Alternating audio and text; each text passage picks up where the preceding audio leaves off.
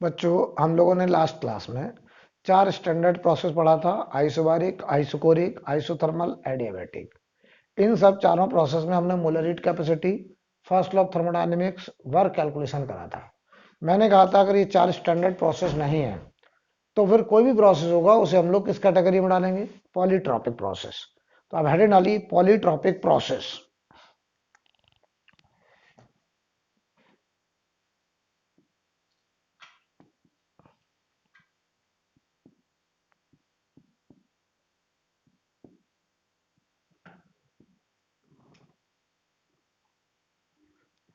Polytropic process.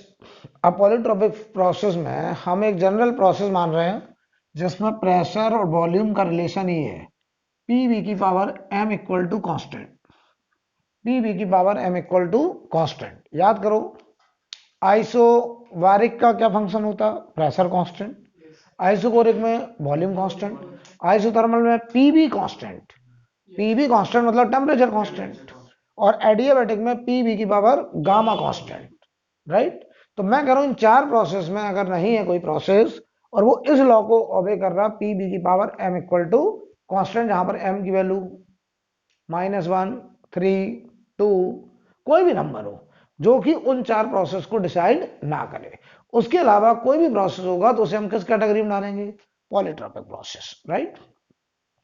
तो समझिए जरा, यानी हम ऐसे बोलना चाह रहे हैं, इसे हम ऐसे लिख सकते हैं, पी वी की पावर एम की वैल्यू अगर जीरो, तो बताओ एम को जीरो रखो तो पी बराबर कांस्टेंट। कौन सी प्रोसेस हो जाएगी? आइसोबारिक। और याद करो जरा, आइसोबारिक प्रोसेस का molar heat capacity C process कितना आता था?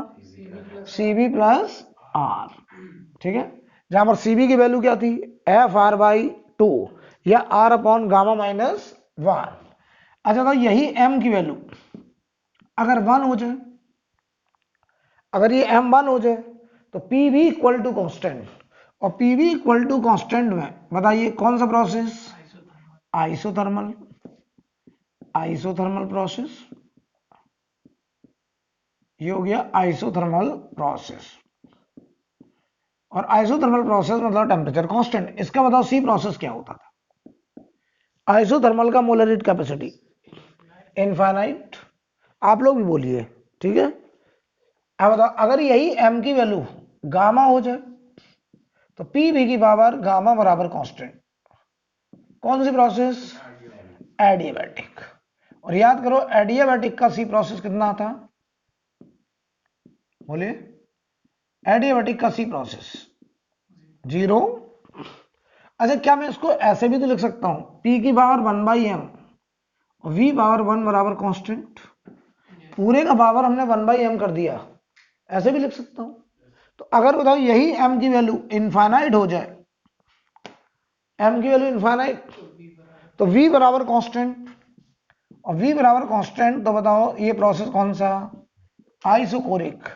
और याद करो जरा, आइसोकोरिक का सी प्रोसेस किसके बराबर? सीबी के बराबर। राइट। अब मैं कह रहा हूं कि ये m की वैल्यू ना तो 0 है, ना 1 है, ना गामा है, ना इनफाइनाइट है। इन चार वैल्यू के अलावा m की कोई भी वैल्यू हो, 2, 3, -1, कोई भी नंबर हो m का, हम उस प्रोसेस को कौन सा प्रोसेस बोलेंगे?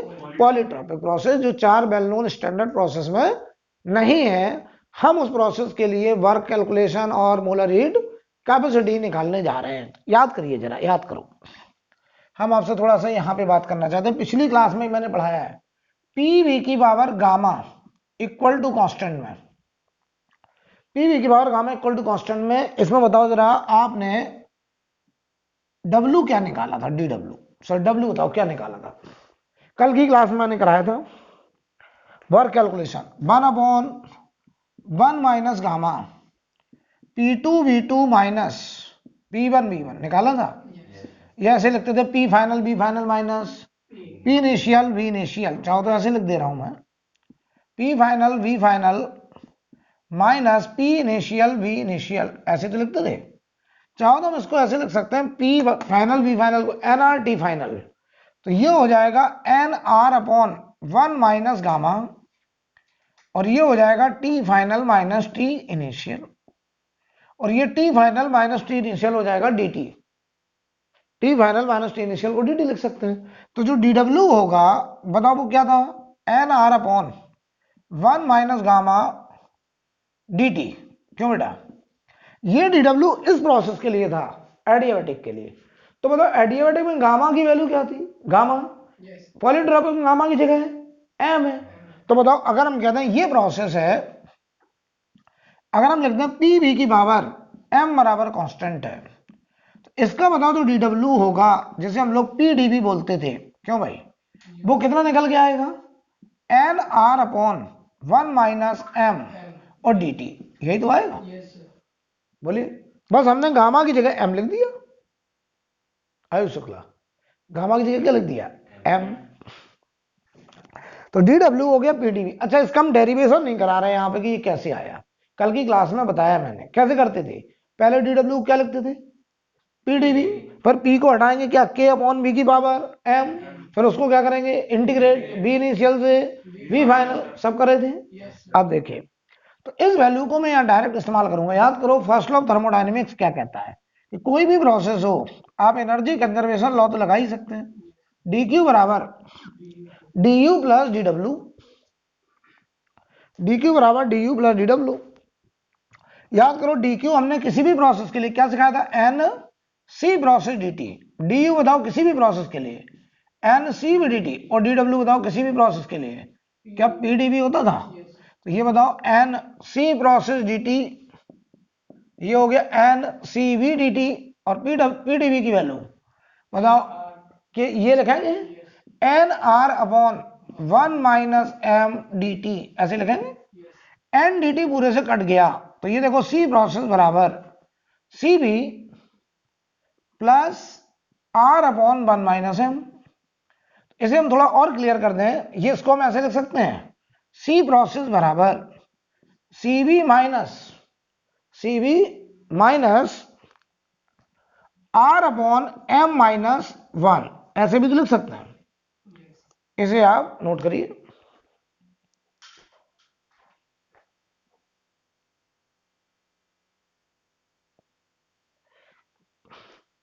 तो ये देखो सी प्रोसेस आ गया C B minus R upon M minus 1, right.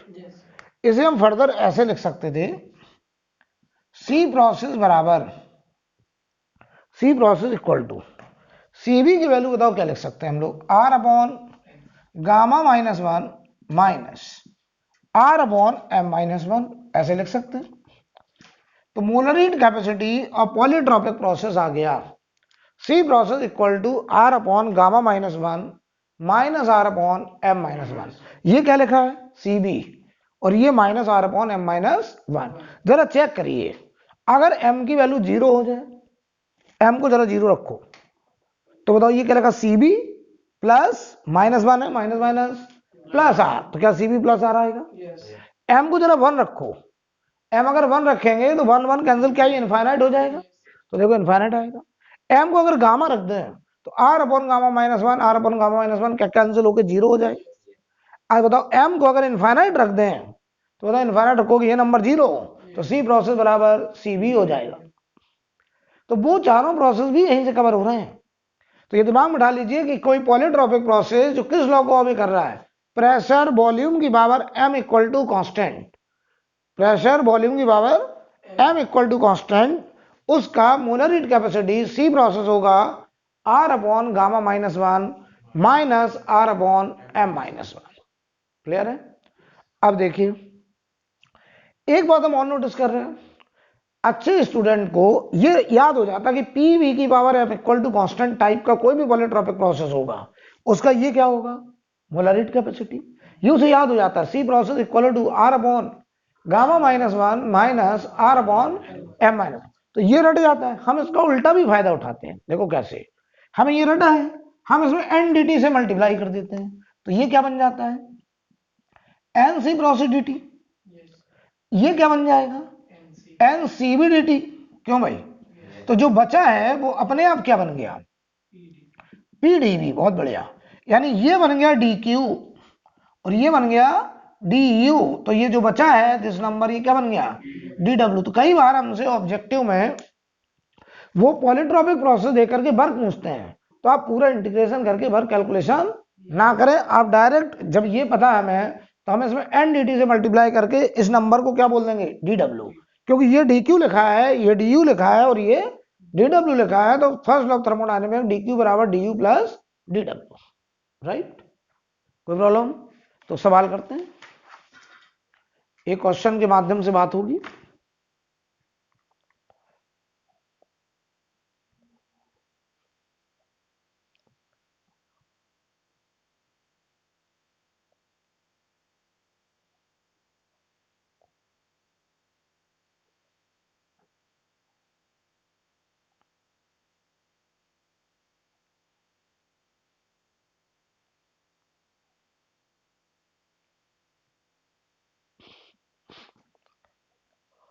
इसे नोट करिए, ये हटा दें पूरा।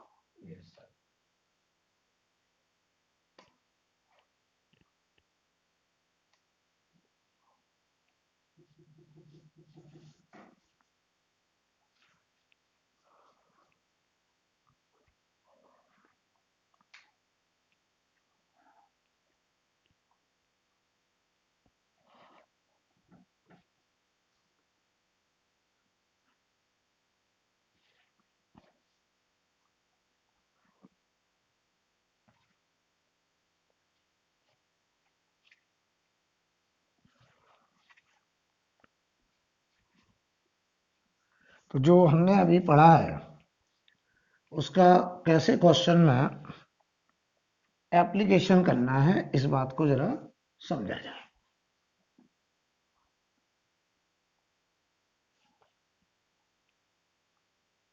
इस बात को जरा समझते हैं। हम आपसे कहें कि मान लीजिए कोई पॉलीट्रॉपिक प्रोसेस है, पी बी की पावर 3 बराबर कांस्टेंट, ये क्वेश्चन है। आपको एक पॉलीट्रॉपिक प्रोसेस दिया गया P B power 3, P B Q बराबर कांस्टेंट, और कह रहे हैं गैस हमारा मोनो एटॉमिक है। कैसा गैस है? मोनो एटॉमिक गैस, ये भी कहा जा रहा है मोनो एटॉमिक गैस है। इसका जो सी प्रोसेस है वो कितना होगा? तो एकदम आसान, पहले पूछते हैं। कह रहे हैं जो गैस है आइडियल गैस, वो इस लॉ को ऑबे कर रहा है। तो बताओ ये लॉ ना आइसोथर्मल में होता है, ना एडियाबैटिक में होता है, ना आइसोकोरिक में, ना आइसोबारिक। कि चार जो वेल नोन प्रोसेस है उनमें तो ये लॉ नहीं है। हमें क्या पूछा गया? इस प्रोसेस का क्या मोलर हीट कैपेसिटी। मतलब ये हुआ कि इस प्रोसेस में गैस के 1 मोल को 1 डिग्री केल्विन गर्म करने के लिए कितना हीट देना पड़ेगा, रिक्वायरमेंट होगा। तो हम बताओ इसका सी प्रोसेस क्या हमको रटा हुआ है? पहले हम इसे अपने स्टैंडर्ड से कंपेयर करेंगे। पी बी की power m equal to constant, m की वैल्यू 3। सबसे पहले आप अपने स्टैंडर्ड फॉर्म से कंपेयर करिए, m कैलकुलेट करिए। सबसे पहले आप अपने स्टैंडर्ड फॉर्म से कंपेयर करिए, m निकाल लीजिए। m बताओ 3 आ गया, अगर m 3 आ गया तो बताओ सी प्रोसेस बराबर r upon gamma minus 1 minus r upon m minus, क्या हम इसको ऐसे भी लिख सकते हैं, सी प्रोसेस बराबर F R by 2 minus r upon m minus 1, ऐसे लिख सकते हैं। मतलब गैस कौन सा है? Monoatomic. f की वैल्यू क्या 3 होगी? तो C process 3r by 2 minus r upon m minus 1, m कितना है? 3 माइनस 1, तो ये 3r by 2 minus r by 2 कितना आ गया? 2r बाई 2, 2r बाई 2 का मतलब r, तो ये सी प्रोसेस हो गया r। ठीक है, कोई दिक्कत? अगला सवाल लिखिए, अगला क्वेश्चन लिखें। लेकिन given a polytropic process, given a polytropic process P equal to alpha by T, given a polytropic process P equal to alpha by T, P equal to alpha by T, where alpha is a constant, where alpha is a constant, then find work done by gas, then find work done by gas when temperature increases from when temperature increases from T naught to 4 T naught, temperature increase from T naught to 4 T naught, right. बताइए कोई ideal gas है और उसने जिस law को ओबे करा है वो लॉ है P equal to alpha by T. कह रहे हैं इस प्रोसेस में मान लो n मोल गैस का टेम्परेचर कहां से कहां तक ले गए, T नॉट से 4 T नॉट तक बढ़ाया, तो वर्क डन बाई गैस हमसे पूछा गया। तो क्या बताओ ये जो लॉ है ये कैसा लॉ है, पी टी बराबर कॉन्स्टेंट, पी टी बराबर अल्फा। ये कौन सी प्रोसेस है, क्या ये आइसोबारिक है, क्या ये आइसोथर्मल है, क्या ये आइसोकोरिक, ना एडियाबैटिक। तो चार में तो नहीं, हम इसे पॉलीट्रॉपिक प्रोसेस की कैटेगरी में डालेंगे। तो पॉलीट्रॉपिक प्रोसेस का जो लॉ आपको पता है वो कौन सा है, पी वी की पावर एम, तो उसी फॉर्म में ले आएंगे हम इसे अपने स्टैंडर्ड फॉर्म। बताइए हमारा जो स्टैंडर्ड फॉर्म है वो क्या है, पी वी की पावर एम बराबर कांस्टेंट, इस फॉर्म में ले आएंगे। तो यहां बताओ हम किसको हटाएं, पी को कि टी को, टी को हटाने जा रहे हैं। तो ये हुआ पी और टी की जगह P V upon N R बराबर अल्फा। तो ये हो जाएगा पी स्क्वायर वी बराबर कांस्टेंट, तो ये हो जाएगा पी वी पावर 1/2 बराबर कांस्टेंट। ठीक है, अब इसको आप जरा अपने स्टैंडर्ड रिजल्ट से कंपेयर कर दीजिए। तो एम की वैल्यू कितनी आ गई है, एम की वैल्यू बताओ बेटा हाफ आ गई। और अगर एम हाफ आ गया, हमें पूछा क्या वर्क, तो याद करो हमें तो ये याद है सी प्रोसेस बराबर R upon gamma minus one, R upon M minus one. मैंने कहा था कि हमें याद ये रहता है, पूछा वर्क है तो हम इसमें एन डी टी से पूरे में मल्टीप्लाई करेंगे। तो ये N C process D T, ये हो गया N C B D T, क्यों, ये हो गया minus N R D T upon M minus one this number D W. तो बताओ डी डब्ल्यू बराबर हो गया minus N R upon M minus one D T. अगर डब्ल्यू चाहिए तो ऐसे छोटे छोटे डी डब्ल्यू को इकट्ठा कर लो, तो माइनस एन आर, एम की वैल्यू बताओ, एम हाफ आया ना, तो हाफ माइनस वन और ये डी टी, तो डी टी का इंटीग्रेशन हो जाएगा। लिमिट बोलो टी नॉट से 4 टी नॉट, टी नॉट से 4 टी नॉट, ये इंटीग्रेशन हो जाएगा। तो क्या यहां से 2 ऊपर चला जाएगा, माइनस माइनस प्लस हो गया 2 एन आर, और इधर बताओ टी आएगा इंटीग्रेशन, और टी नॉट से 4 टी नॉट लिमिट। तो बताओ W gas work done by gas, क्या ये 4 T not minus T not हो जाएगा, कितना हो गया 3 T not, answer 6 N R T not, ये आंसर हो जाएगा 6 एन आर टी नॉट।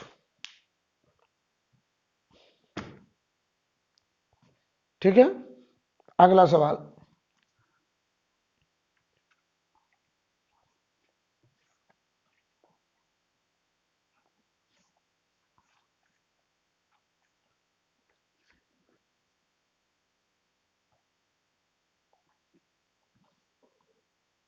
इसे रब कर दें।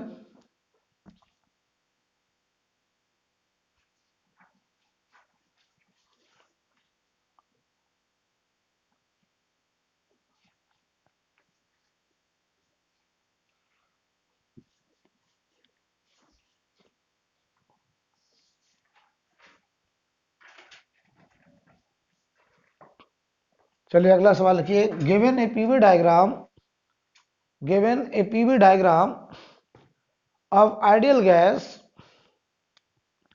given a PV diagram of ideal gas is straight line, given a PV diagram of ideal gas is straight line passing through origin,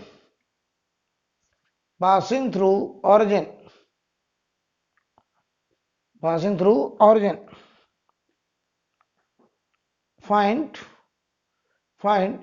degree of freedom of gas,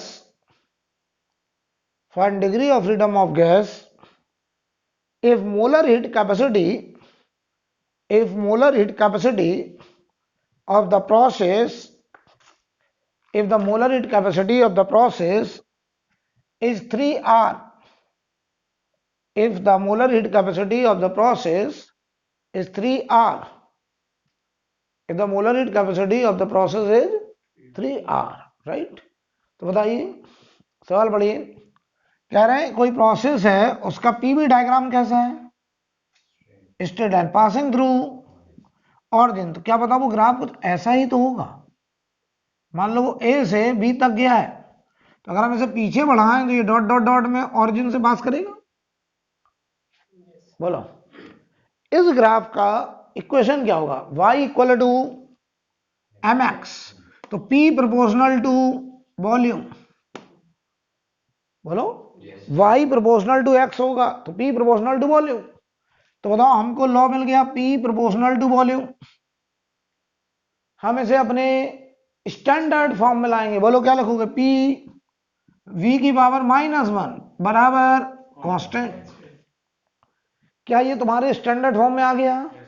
आप अपने standard form से compare करो। P V की power m बराबर constant, m की value -1, m-1 आ गया। तो बताओ, ये कोई पॉलीट्रॉपिक प्रोसेस है? ये 4 वेल नोन प्रोसेस में से तो नहीं है। अब हम आपसे कहें, अच्छा इस प्रोसेस का मोलर हीट कैपेसिटी कितना दिया है? 3R। यानी इस प्रोसेस में जो गैस है, जिस लॉ को ऑपरेट कर रही है, उसमें 1 मोल गैस का 1 डिग्री टेम्परेचर बढ़ाने में 3R एनर्जी देनी पड़ रही है। तो कह रहे हैं उस गैस का डिग्री ऑफ फ्रीडम बताओ। तो आप लगा दीजिए सी प्रोसेस बराबर R upon gamma -1 minus R upon m-1। तो बताओ ये कितना है? 3R। ये कितना है?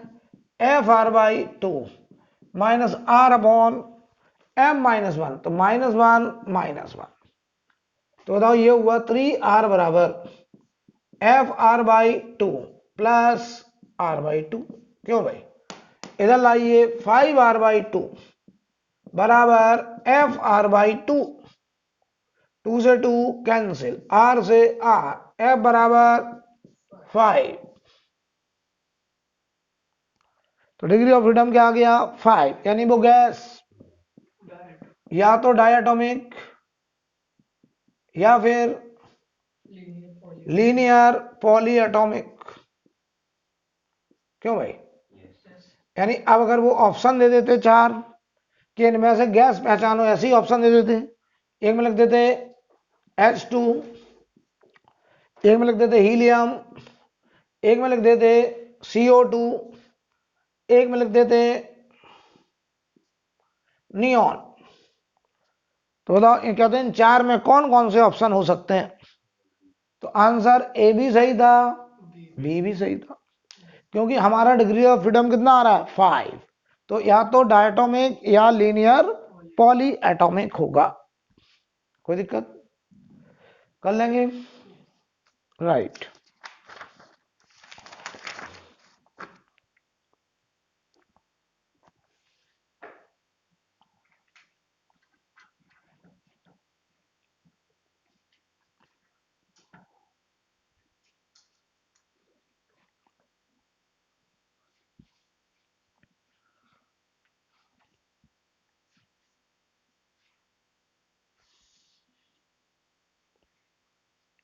अगला क्वेश्चन लिखिए।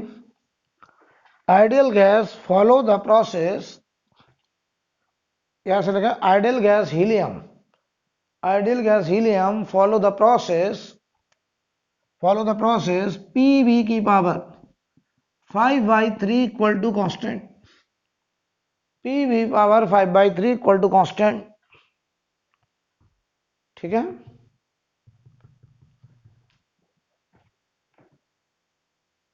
या और ऐसे लिख दें, इसको और ऐसे लिख सकते थे, देखिएगा जरा। P cube V power 5 equal to constant. Ideal gas helium follow the process P cube V power 5 equal to constant. ठीक है, find heat require to change the temperature of 2 mole of gas by 100 degrees Celsius. 2 mole of gas by 100 degrees Celsius और 100 degree kelvin एक ही बात है, क्योंकि change में degree Celsius और kelvin बराबर होता है, चेंज बराबर होता है दोनों का। तो सबसे पहले इसे हम अपने स्टैंडर्ड पूरे में पावर कितना कर दो 1/3, तो ये हो गया पी वी पावर 5/3 बराबर कांस्टेंट। बोलो भाई, ये नया कांस्टेंट आ जाएगा। कौन सी गैस है? गैस कौन सी है? हीलियम। हीलियम का गामा कितना 1 + 2/f 1 + 2/3 कितना आ रहा है 5/3। क्या यहां रख दें? तो देखो जरा, ये तो गामा लिखा है बेटा, ये पीवी की पावर गामा बराबर कांस्टेंट है। इसका मतलब ये प्रोसेस कौन सा है? एडियाबैटिक। तो बताओ एडियाबैटिक में, अगर एडियाबैटिक प्रोसेस है तो डीक्यू कितना 0, हीटर ही अलाउड नहीं है। तो यहाँ 2 मोल गैस को 100 डिग्री गर्म करने के लिए कोई हीटर की जरूरत नहीं पड़ेगी। गैस गर्म होगी on the cost of internal energy of gas. बताया था कल मैंने ये भी बोला था, adiabatic expansion is known as gas cooling और adiabatic compression is known as gas heating. Clear है? हेड डालिए साइक्लिक प्रोसेस। साइक्लिक प्रोसेस नहीं, नो साइक्लिक प्रोसेस, केवल साइक्लिक, अभी कार्नोट नहीं। हाँ, हेड डालो साइक्लिक प्रोसेस। हटा दें इसको।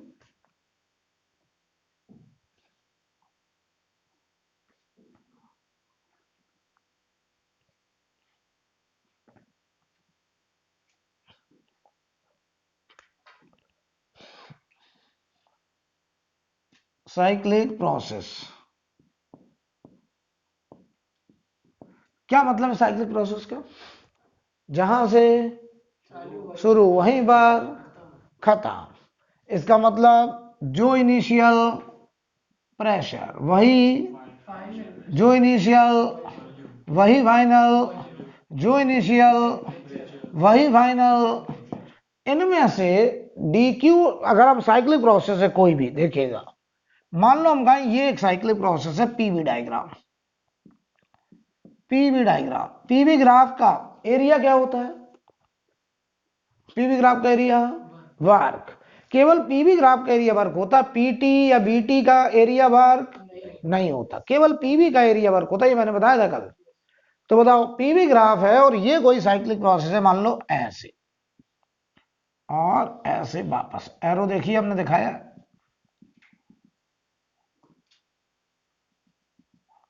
हम पहले ए से बी गए हैं प्रोसेस 1 में और बी से फिर ए आए हैं प्रोसेस 2 में। ए से बी गया हूं प्रोसेस 1 में और बी से ए आया हूं प्रोसेस 2 में वापस। तो क्या ये साइक्लिक प्रोसेस है? यस। अच्छा, साइकिल कोई भी हो, चाहे पीटी, चाहे बीटी, चाहे टीवी, क्या सब में ये बात सही होगी? यस। लेकिन एक बात बताओ हमको जरा, लेकिन एरिया वर्क केवल किस प्रोसेस में होगा? पीवी में। पीटी या बीटी में एरिया वर्क नहीं होता है। तो अब हमें बस इतना बता दो बेटा कि DQ बराबर DU + DW पर साइक्लिक प्रोसेस में मैंने आपको सिखाया था कोई भी प्रोसेस हो, बताओ ये DQ स्टेट फंक्शन की पाथ फंक्शन। DQ क्या लिखते थे? NC process dt। तो बताओ क्या ये प्रोसेस पे डिपेंड करता है? Yes, path function. ये भी पाथ फंक्शन। लेकिन DU पाथ पे डिपेंड वो नहीं कहता कौन सी प्रोसेस है, बस इतना बताओ इनिशियल और फाइनल टेम्परेचर क्या है। तो बताओ अगर इनिशियल और फाइनल टेम्परेचर बराबर तो DU क्या 0। तो कोई भी साइक्लिक प्रोसेस होगी DU हमेशा 0, क्योंकि इनिशियल और फाइनल टेम्परेचर बराबर, तो DU साइकिल का 0 होगा हमेशा। ये ना रट लेना कि DW 0 होगा ना, साइक्लिक प्रोसेस में क्या 0 होगा? DU। राइट। अब देखो जरा, तो जो DQ है इसका मतलब डी क्यू साइकिल का, किसी भी साइक्लिक प्रोसेस का डी क्यू किसके बराबर होगा? डी डब्ल्यू साइक्लिक प्रोसेस के बराबर होगा। डी क्यू साइकिल का डी डब्ल्यू साइकिल के बराबर। बोलो बोलो, कोई दिक्कत? अगर हम ये कहें, अच्छा कोई भी साइकिल हो, चाहे पीटी चाहे बीटी चाहे टीवी कोई भी हो, क्या हर साइकिल में डी यू जीरो होगा? जल्दी बोलो, क्या हर साइक्लिक प्रोसेस में इंटरनल एनर्जी का चेंज जीरो होगा? क्योंकि जितना इनिशियल टेम्परेचर उतना, तो जितनी इंटरनल एनर्जी उतनी फाइनल, चेंज इन जीरो। अब बताओ, तो D Q cycle will be equal to D W cycle. अगर ऐसा हो जाए डी डब्ल्यू पॉजिटिव, तो डी क्यू का साइन भी पॉजिटिव, और डी क्यू पॉजिटिव तो हीट एब्जॉर्ब्ड बाई गैस। क्यों? और अगर बताओ डी डब्ल्यू नेगेटिव, तो डी क्यू भी negative, heat release from gas. सही है ना? अच्छा, आप समझिएगा जरा, हम आपसे बात करने जा रहे हैं, इसका मतलब हमसे कोई ऑब्जेक्टिव ऐसे सवाल करे कि ये एक साइक्लिक प्रोसेस है, ये एक, बताओ उसमें डी क्यू का साइन कैसा है? कोई हमसे यही सवाल कर ले ऑब्जेक्टिव में, तो इस साइक्लिक प्रोसेस को देख के बताइए कि इस प्रोसेस में गैस को हीट सप्लाई करा गया, गैस से हीट निकल रहा है, तो तुम कहोगे डी क्यू का साइन और डी डब्ल्यू का साइन, तो हमें डी क्यू का साइन चाहिए, तो हमारे लिए बेहतर होगा हम डी डब्ल्यू का साइन निकालें। और डी डब्ल्यू देखो कैसे निकाला जाए। इसमें कितनी प्रोसेस तुमको नजर आ रही है? दो। ये ऊपर वाली प्रोसेस एक्सपेंशन की कंप्रेशन, अरे बोलो, ए से बी गए तो वॉल्यूम बी1 से बी2 क्या बढ़ गया है? एक्सपेंशन। और 2 से बी से ए वापस आए सेकंड प्रोसेस, तो वॉल्यूम क्या कंप्रेशन है? तो सुन चलिए, हम इन दोनों प्रोसेस का मिला के अगर वर्क निकालना है तो क्या total work done in cyclic process आ जाएगा? तो चलिए देखना ध्यान से, इधर देखिए, पहला प्रोसेस जो पी बी है वो ए से बी ऐसा है, ऐसा, ये V1 है और ये V2 है। बताओ इस प्रोसेस का अगर वर्क, पहला प्रोसेस की बात कर रहा हूं मैं, ए से बी फर्स्ट प्रोसेस, बताओ इस प्रोसेस में वर्क डन किसके बीच का वर्क निकालेंगे?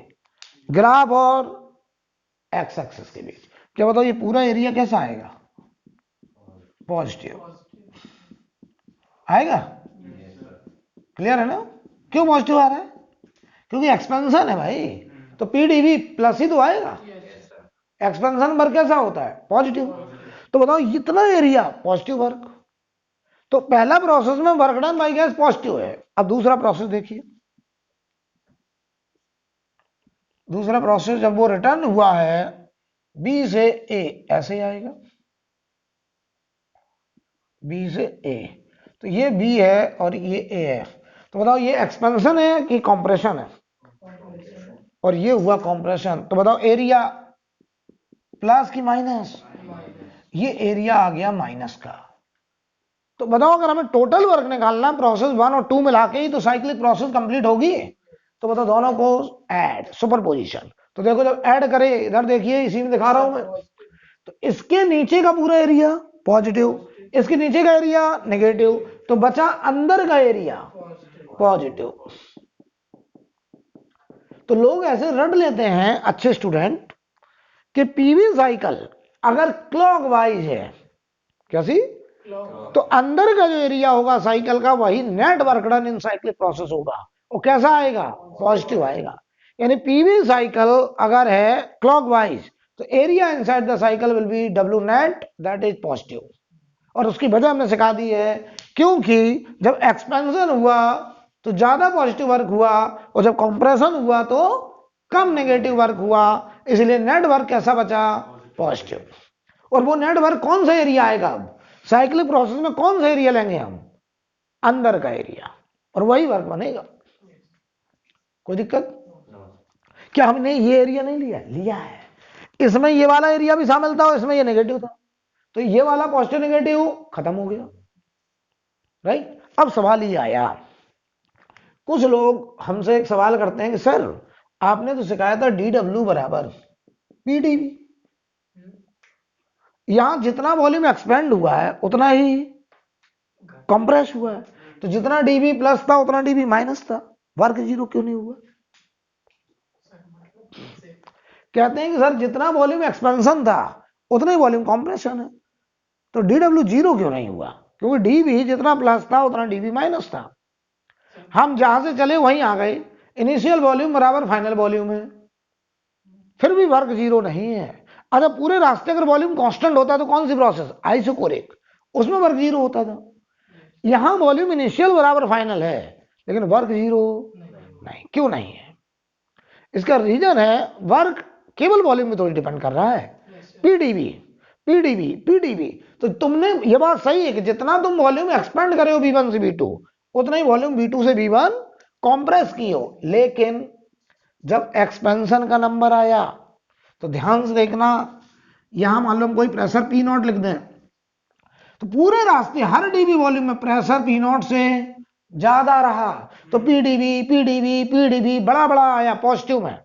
लेकिन जब कंप्रेशन का नंबर आया तो बताओ पूरे रास्ते प्रेशर पी नॉट से कम रहा, तो उतने डीवी में पीडीवी नेगेटिव वाला कम आया और पीडीवी पॉजिटिव वाला ज्यादा।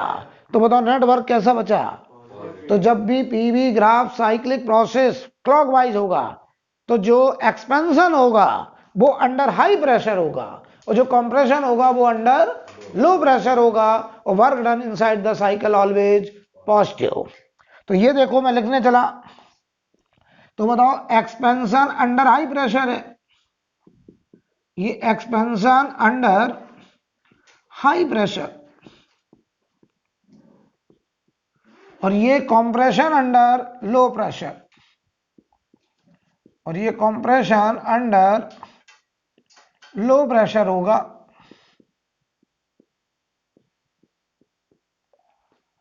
एक्सपेंशन अंडर हाई प्रेशर और compression under low pressure.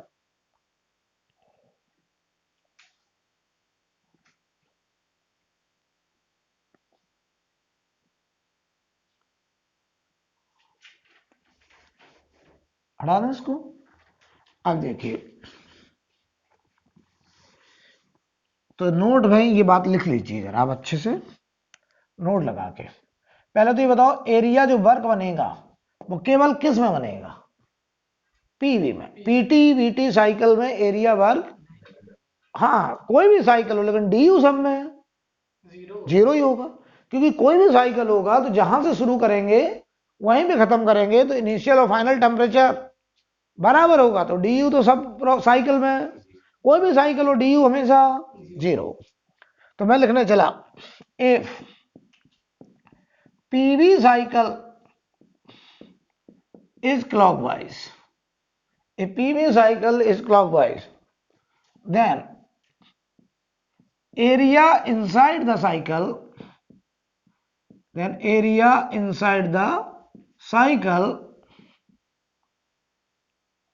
dW कैसा होगा? पॉजिटिव। तो dQ भी कैसा होगा? पॉजिटिव। क्यों भाई?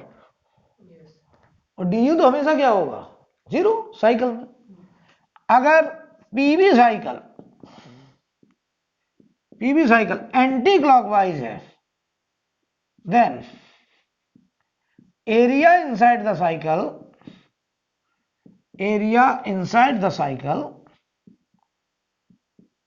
dW होगा, और वो कैसा होगा बेटा? नेगेटिव। dQ भी कैसा होगा? नेगेटिव। यानी कोई भी साइकिल प्रोसेस में जितना dW होगा उतना ही dQ होगा, क्योंकि du हर साइकिल में जीरो ही होगा। अगर पीवी की जगह बीपी हो जाए, ध्यान से देख लीजिए, अभी मैं बात कर रहा था पीवी का, वाई एक्सिस पे प्रेशर, एक्स एक्सिस वॉल्यूम, अब वाई एक्सिस पे वॉल्यूम, एक्स एक्सिस पे प्रेशर। अगर बीपी साइकिल है तो ध्यान देना is clockwise, then area inside the cycle, जो dW होगा वो कैसा होगा? नेगेटिव। याद रखिएगा, पीवी साइकिल क्लॉकवाइज होता है तो area inside the cycle positive work होता है, ठीक है। तो डी क्यू भी निगेटिव हो जाएगा अपने आप, क्योंकि कोई भी साइकिल पे डी क्यू और डी डब्ल्यू बराबर। और अगर बीपी साइकिल एंटी क्लॉकवाइज है, then area inside the cycle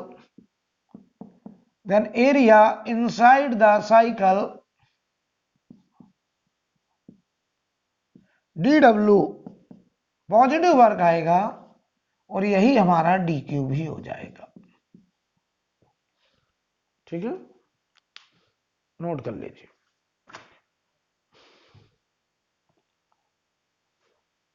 note करो बच्चे इसको।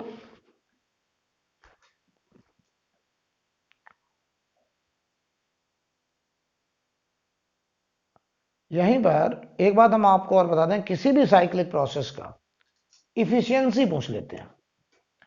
कोई भी साइकिल हो, अगर उसका इफिशियंसी पूछा जाए, इफिशियंसी ऑफ साइकिल, अच्छा क्या होता है efficiency? Output upon input, that is efficiency.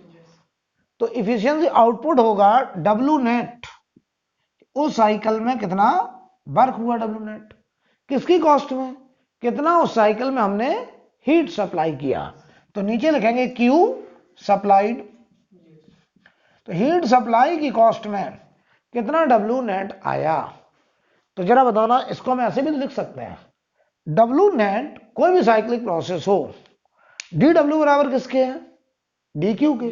तो W net will be equal to Q net upon Q supply, का मतलब क्यू पॉजिटिव वाला, क्यू पॉजिटिव वाला, बोलो बोलो। अब क्यू नेट क्या होगा, क्यू पॉजिटिव जो हमने सप्लाई किया माइनस क्यू नेगेटिव जो उसने रिलीज कर दिया, और नीचे क्यू पॉजिटिव। बोलिए, कोई दिक्कत? आप चाहें तो इसी को ऐसे भी लिख सकते हैं, ईटा बराबर efficiency W net upon Q supply, चाहे तो ऐसे बोलो। और ये बताओ रिजल्ट आ गया 1 minus Q negative upon Q positive.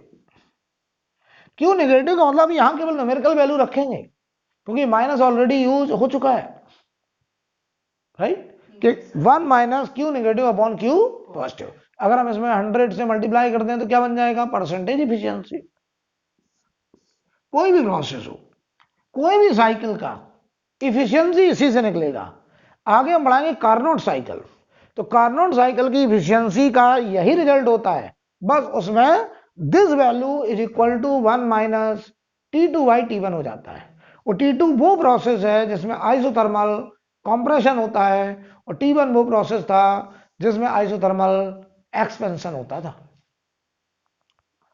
Right. तो बस इसमें एक एडिशनल बात, यानी ये वैल्यू, ये रिजल्ट एप्लीकेबल है फॉर ऑल साइक्लिक प्रोसेस, लेकिन efficiency 1 minus T2 by T1 is applicable only for Carnot cycle. तो वो कार्नोट हम पढ़ाएंगे अभी, उस पर ध्यान ना दीजिए। ये जनरल फार्मूला हो गया कि कोई भी साइक्लिक प्रोसेस होगी उसकी इफिशियंसी निकालने का यही रिजल्ट होगा, ठीक है। मैं सिर्फ करने जा रहा हूं, हेड डालें, मिक्सिंग ऑफ टू गैसेस।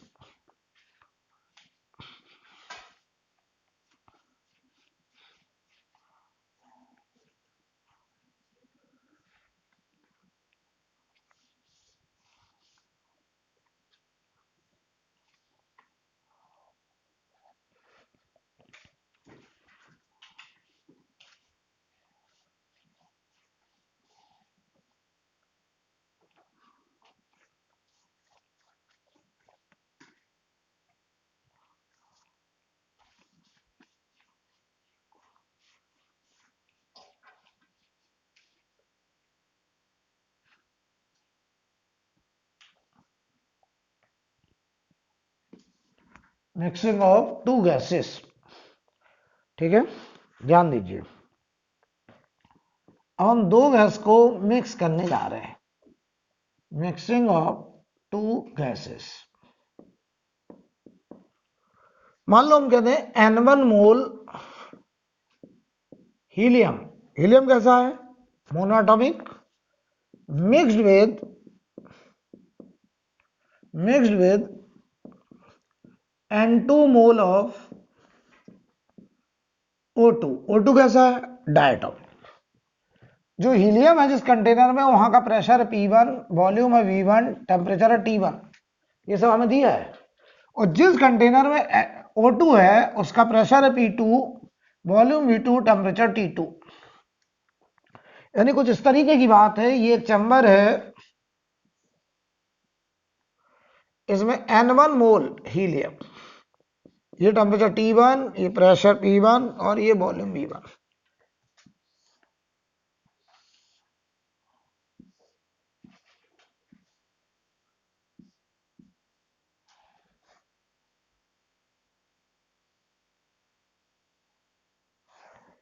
ये बताओ N2 मोल O2 का है, temperature T2, pressure P2, volume V2। अब ये दो अलग अलग चैम्बर में थी, हमने इसको ओपन कर दिया। ओपन करा तो ये दोनों गैस आपस में मिक्स हो गई। मिक्स होने पर total number of moles N mixture के N1 प्लस N2, बहुत बढ़िया। टोटल वॉल्यूम मिक्सचर का V1 प्लस V2, बहुत बढ़िया। V1 प्लस V2, क्योंकि गैस को अवेलेबल वॉल्यूम पूरा V1 प्लस V2 हो जाएगा। अब हमें निकालना है मान low pressure of mixture and temperature of mixture. तो पहले हम निकालेंगे टेम्परेचर ऑफ मिक्सचर। तो टेम्परेचर ऑफ मिक्सचर के लिए बताओ मिक्सचर की इंटरनल एनर्जी क्या उन दोनों की इंटरनल एनर्जी का सम होगा? बोलो। Internal energy of mixture will be U1 plus U2। और इंटरनल एनर्जी ऑफ मिक्सचर तुम क्या लिखोगे? बोलो N1 प्लस, या ऐसे लिखते हमने टेम्परेचर कॉमन मान लिया पूरे में, तो N1 CV1 T mixture plus N2 CV2, क्योंकि अलग अलग गैस है तो CV अलग अलग होगा, CV2 टी मिक्सचर। बोलो पूरे में टेम्परेचर हमने कॉमन मान लिया कि फाइनल टेम्परेचर क्या हो गया? कॉमन।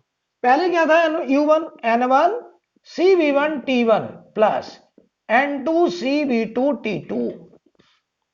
तो बताओ बेटा यहां से टी मिक्सचर की value N1 CV1 T1 plus N2 CV2 T2 upon N1 CV1 plus N2 CV2, ये हो गया टेम्परेचर ऑफ मिक्सचर।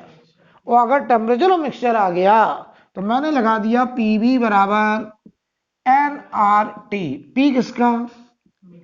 V किसका? T किसका? मिक्सचर का। PV बराबर nRT। तो बताओ क्या V मिक्सचर तुम्हें पता है? क्या N मिक्सचर भी पता है? बोलो। तो T मिक्सचर तुम ऑलरेडी पता कर चुके हो, तो क्या P मिक्सचर निकल आएगा? P मिक्सचर हो जाएगा N मिक्सचर का RT mixture upon volume of mixture. क्यों भाई? ये आ जाएगा प्रेशर ऑफ मिक्सचर।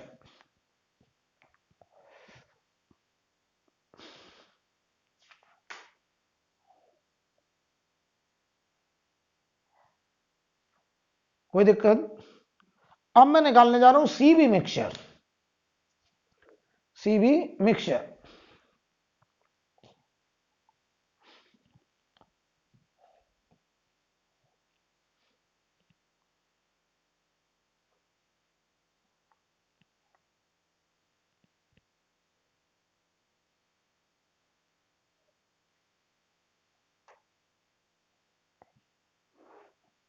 हटा दें इसको।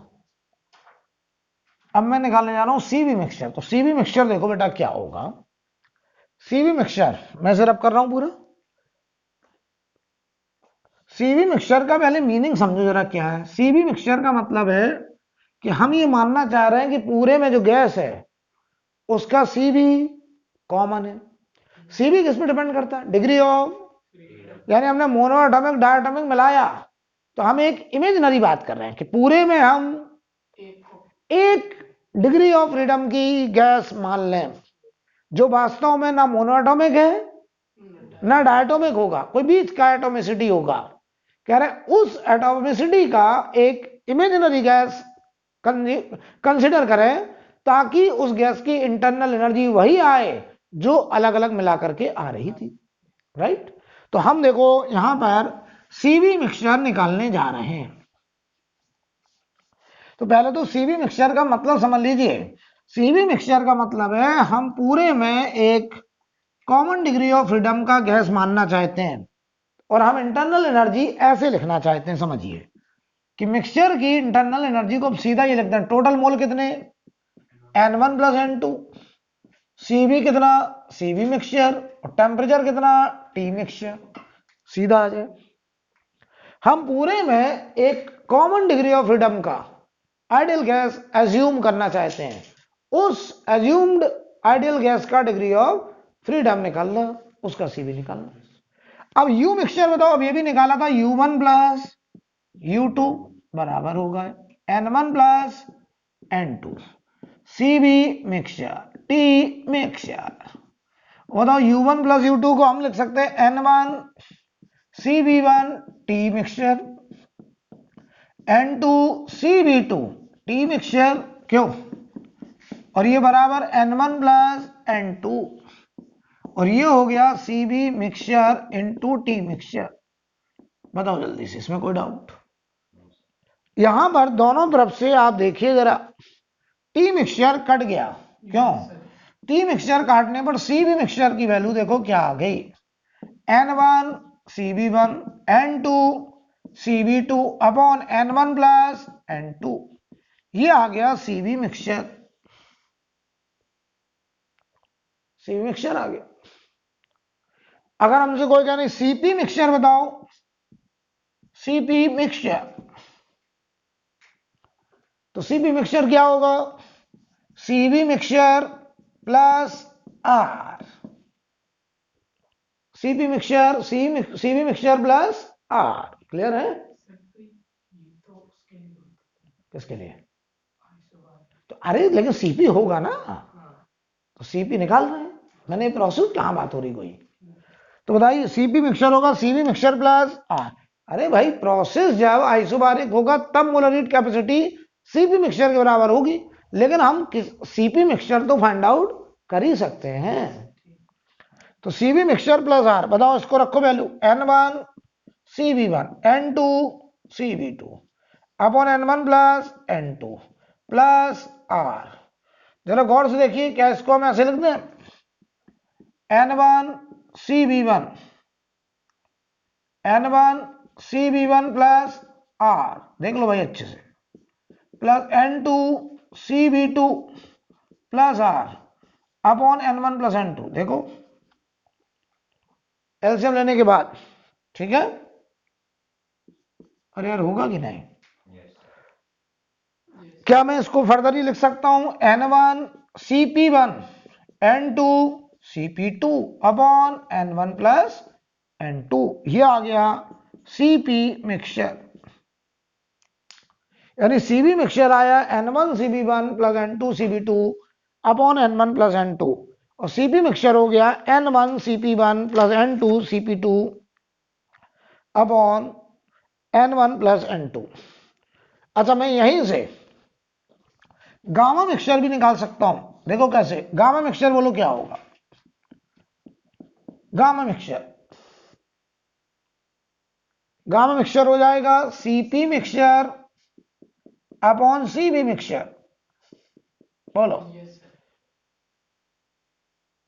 आइसोकोरिक और आइसोबारिक, आइसोबारिक और आइसोकोरिक प्रोसेस की मोलर हीट कैपेसिटी का रेशियो गामा ही तो होता है। अच्छा कोई काम से एफ मिक्सचर बताओ, डिग्री ऑफ फ्रीडम मिक्सचर का, तो हम कैसे लिखेंगे, गामा मिक्सचर को, जो गामा निकलेगा उस गामा मिक्सचर को लिख देंगे 1 प्लस 2 बाई एफ मिक्सचर का। बोलो भाई। और अब जो एफ मिक्सचर आएगा ना वो 3 आएगा ना वो 5 आएगा, वो कुछ बीच का नंबर आएगा। मान लो 3.5 आ जाए तो घबराना नहीं है कि ये कौन सी गैस है। तो ये तो एक इक्विवेलेंट कॉन्सेप्ट है। बोलो भाई, एक क्वेश्चन लिखिए।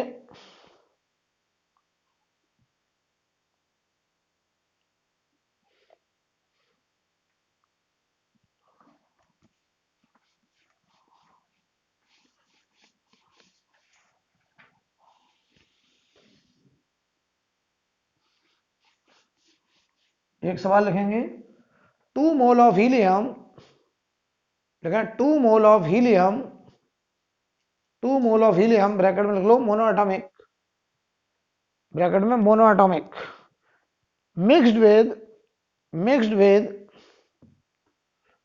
with 4 mole of diatomic, mixed with 4 mole of diatomic O2, mixed with 4 mole of O2 diatomic, find CV mixture, find CV mixture and gamma mixture। हमसे कह रहे हैं CV मिक्सचर निकालो और गामा मिक्सचर निकालिए। तो बताओ 2 मोल किसके हैं? 2 मोल, हाँ हीलियम, हीलियम का CV बोलो 3R/2, मिक्स करा गया किससे? 4 मोल है ना, किसके? O2 के। बताओ इसका CV 5R/2। CV क्या होता है? FR/2, FR/2। तो बताओ CV मिक्सचर, अब ये भी सिखाया है, N1 CV1 N2 CV2 upon N1 plus N2, यही तो सिखाए हैं, N1 प्लस N2। चलो N1 बोलो 2 इंटू 3R/2, ये बोलो 4 इंटू 5R/2 अपॉन बोलो 2 प्लस 4, कितना आ रहा है? 6 और ये 26 और 13 ना, 13R/8, 13R/6, देखो चेक करो, सही है? बोलो